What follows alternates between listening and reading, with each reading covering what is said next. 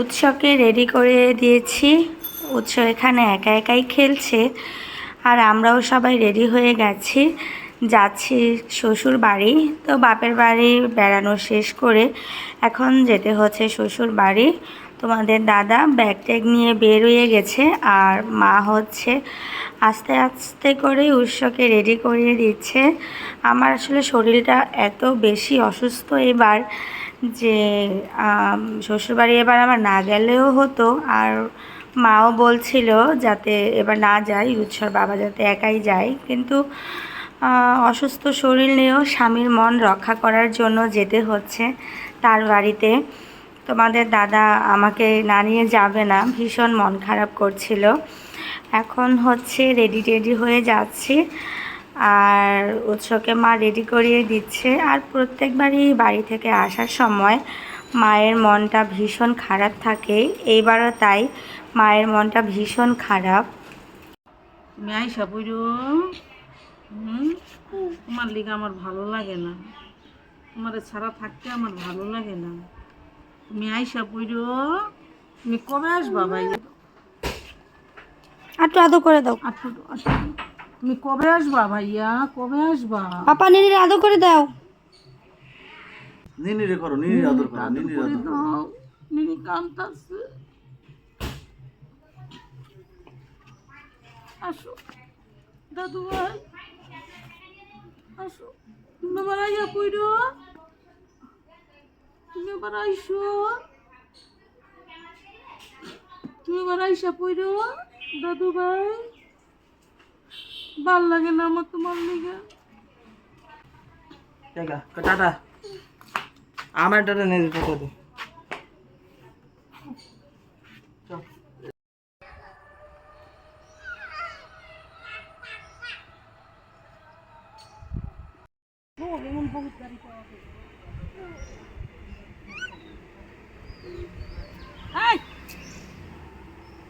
ঈদে বাপের বাড়ি বেড়ানো শেষ, অনেক দিন হলো বাপের বাড়ি বেরিয়েছি। আজকে যাব হচ্ছে শ্বশুর বাড়ি। তো প্ল্যান ছিল যে বাপের বাড়ি শ্বশুর বাড়ি ঈদে দুই জায়গাতেই বেড়াবো। আর ভীষণ অসুস্থ হয়ে গিয়েছিলাম, ডাক্তার দেখিয়েছি, সব কিছু করেছি, যার কারণে একটু দেরি হয়ে গেছে। আজকে যাচ্ছি শ্বশুর বাড়ি আর আমরা ব্যাগ ট্যাগ নিয়ে এরই মধ্যে বেরো হয়ে গেছি। শরীর এখনও খুব একটা বেশি ভালো না, তো যেতে হবে, কিছু করার নেই। বাপের বাড়ি শ্বশুর বাড়ি দুই জায়গাটাই রক্ষা করতে হবে। তো যাচ্ছি, তোমাদের দাদা উৎসকে নিয়ে ব্যাগ ট্যাগ নিয়ে যাচ্ছে, পিছন পিছন মা আছে। আপনি মালখানা করতে যাইবেন? মালখানা করতে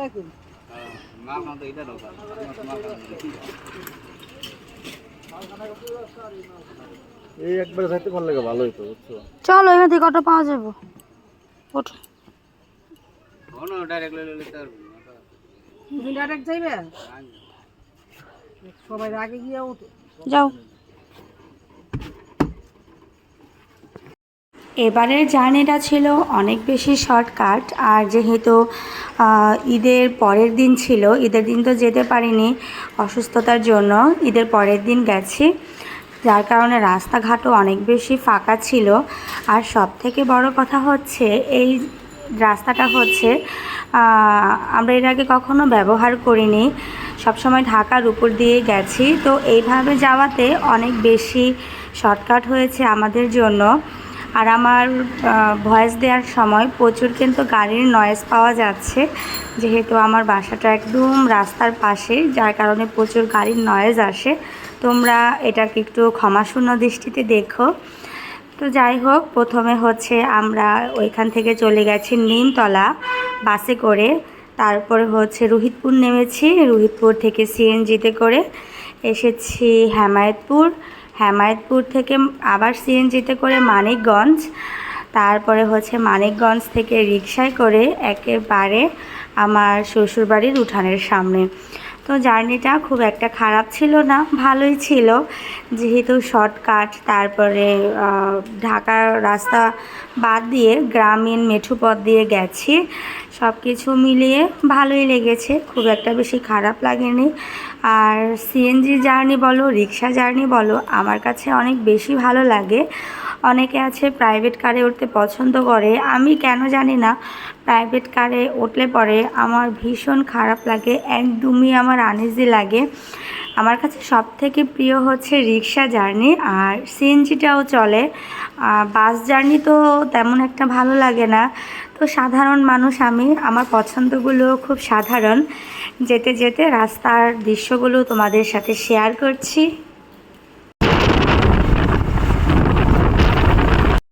হেমায়তপুর নেমে আমরা সিএনজি ঠিক করে নিয়েছি।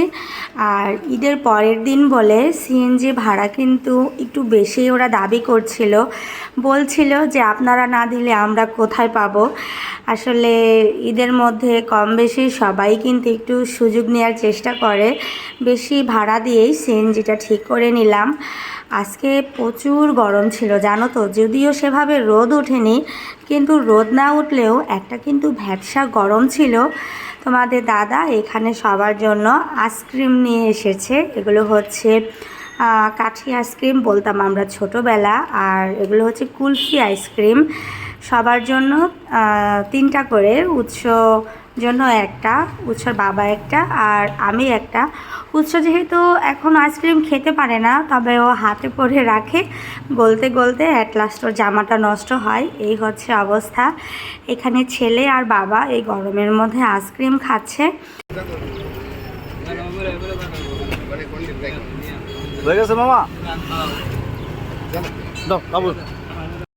আইসক্রিম খাওয়া শেষ হতে না হতেই গাড়ি ছেড়ে দিয়েছে, আর আমরা চলে এসেছি মানিকগঞ্জ বাস স্ট্যান্ড নেমে এখান থেকে আম কিনছি। আমের দাম কিন্তু এবার মোটামুটি ভালো, রিজনেবল ছিল।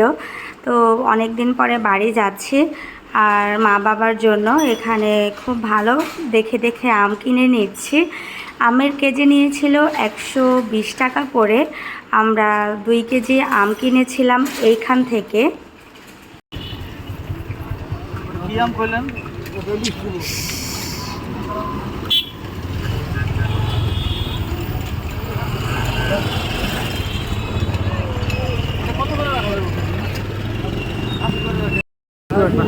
বট গাছ পার হয়ে মন্দির আছে, মন্দির নয় থাকে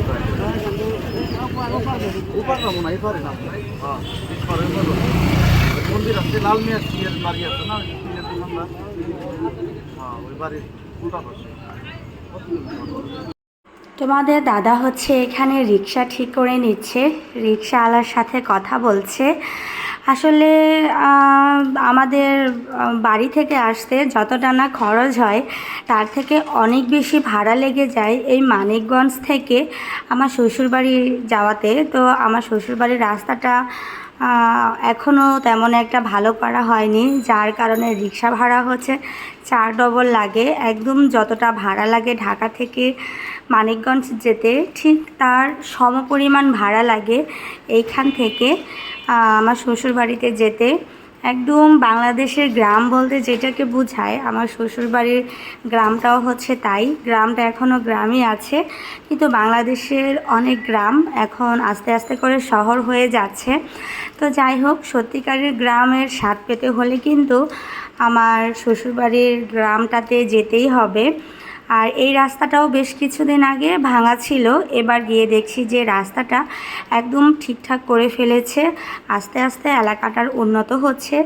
আর আমার শ্বশুরবাড়িতে জানো তো প্রচুর ধান হয়, আর সব থেকে সুন্দর রাস্তা হচ্ছে এইটা। এই রাস্তাটা আমার কাছে কী যে ভালো লাগে, রাস্তার 2 পাশে বড় বড় গাছ, মাঝখান দিয়ে হচ্ছে পাকা রাস্তাটা গেছে, এত ভালো লাগে।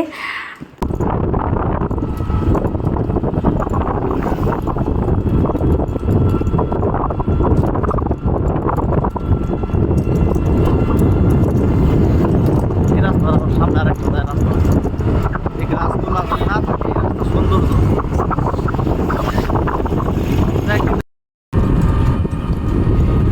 রাস্তাটা এত অসাধারণ অসাধারণ যে তোমাদের সাথে শেয়ার না করে আর পারলাম না।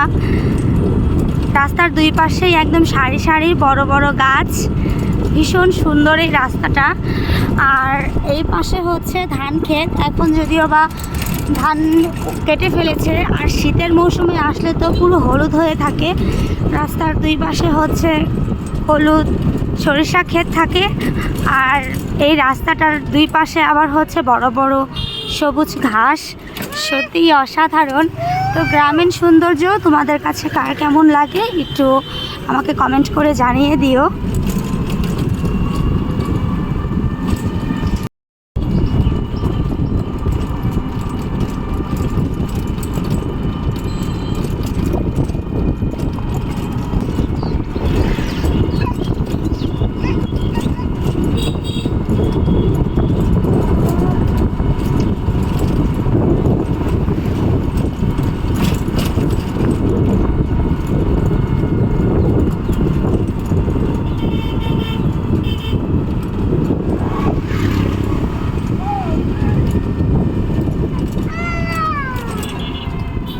পাখি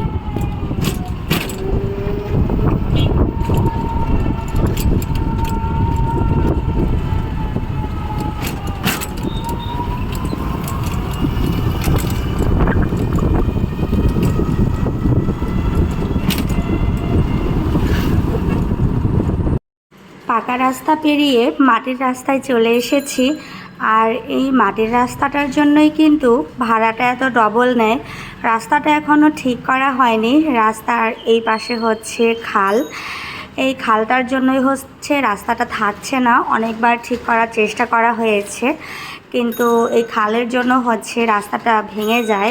খালটা প্রচুর গভীর, আর খালে কিন্তু এবার মোটামুটি ভালো জলও এসেছে। এই যে খালে মাছ ধরার জন্য জাল পেতে রেখেছে। তো যাই হোক, দেখতে দেখতে আমরা চলে এসেছি বাড়িতে। মন্দিরের সামনে এসে রিকশাটা থামলো, আর হচ্ছে এখন হাঁটি হাঁটি পাপা করে যাচ্ছি বাড়ি। আর উৎস বাড়িতে এসেই ওর ঠাকমার কুলে উঠে গেছে। বাড়িতে চলে এসেছি, আর উৎসকে হচ্ছে আমার শাশুড়ি স্নান টান করিয়ে এখন ভাত খাইয়ে দিচ্ছে। আমরা যাচ্ছি স্নান করার জন্য। খুব ভালো এসেছি, আসতে খুব একটা বেশি কষ্ট হয়নি। তো এখন হচ্ছে আমি আর তোমাদের দাদা দুজন মিলে যাচ্ছি স্নান করার জন্য। কিন্তু ঘাটলাইটা ভালো হয়েছে, হ্যাঁ অনেক নিচ পর্যন্ত দিছে তো। এই যে মাটি একমাত্র মাটি পেয়েছি এখন। হ্যাঁ ওটা সেটা অনেক ভালো হয়েছে ঘাটলা, ওই কোনো ঘাট লাই না।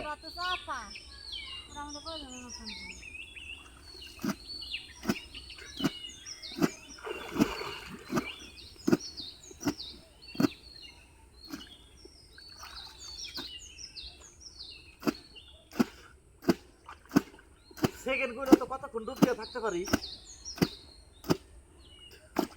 দেখি কোনো ভিডিও করি।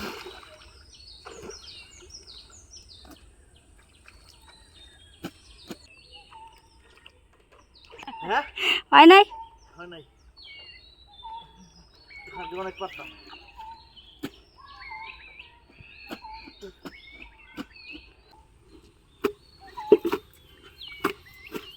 পরিষ্কার তো।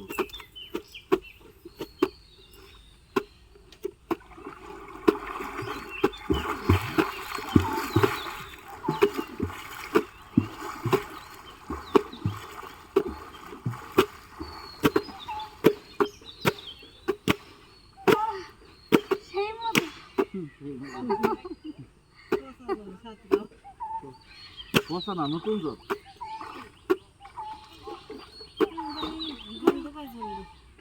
আটকা পড়ছে তো জল নাই।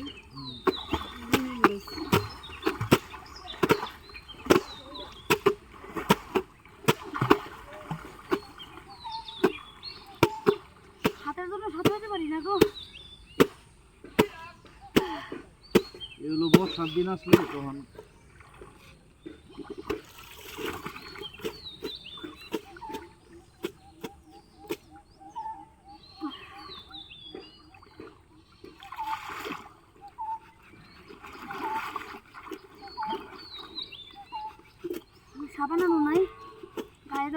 না সাবান তো আনি নেই। দিদি সাবান আনছেন কায় তোমার? আমার তো দেন মুখে দিই। মুখে দিই মুখে দিই। তোমার বললাম যে সাবান নিয়ে এসো।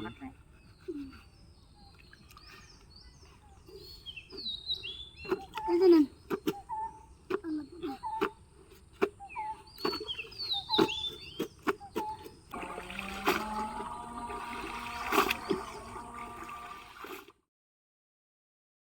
বাড়িতে এসে স্নান টান করে নিয়েছি আর অনেক দিন পরে এভাবে মজা করে স্নান করলাম। খালে অনেক দিন পরে সাঁতার কেটে কেটে স্নান করলাম।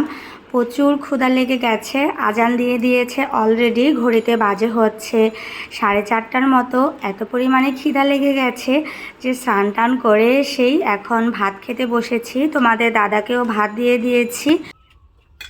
খিদায় অস্থির, মনে নারী বুড়ি শুধু হজম করে লেতাম।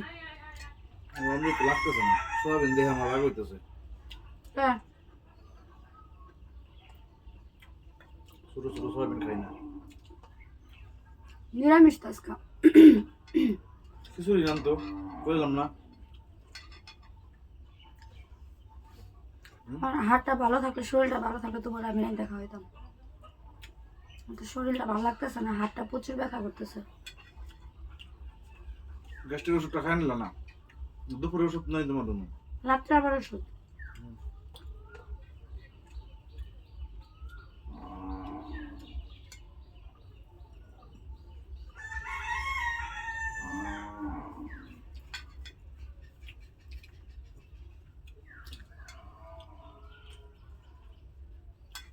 ছোট মাছ আনবা, ছোট মাছ চচ্চড়ি খাবো কবে?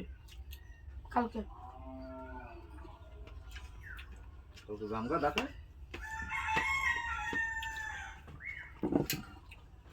তাহলে কালকে তোর অফিস নাকি? তাহলে 4 দিন বন্ধ।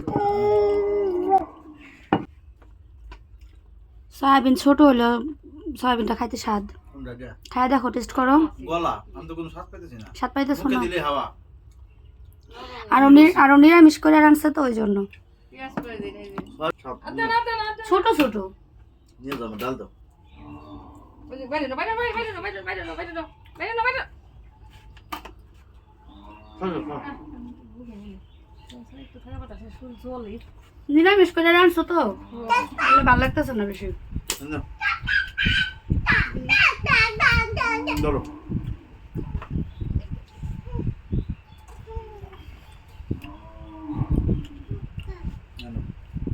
যদি বেশি থাকে আর নাহলে দেওয়া খাই আমরা খাবো না তো।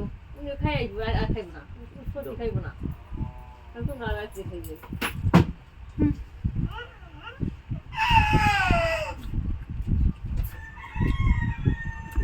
বেগুন ভাজা নাও। আমনে আমনেও ডালে আমনে খাই।